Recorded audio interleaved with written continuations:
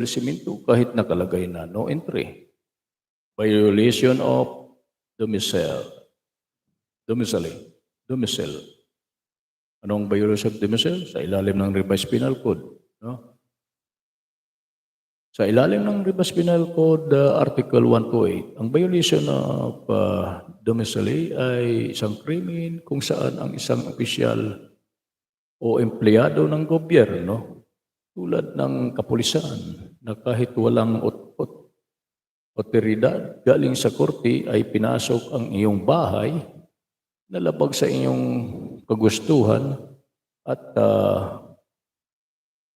hinalughog ang iyong mga papilis at iba pang kagamitan na walang mo ahintulot o palihim sa pinasok ng iyong bahay at siya ay hindi pa din umalis kahit siya ay sinabihan mo na umalis.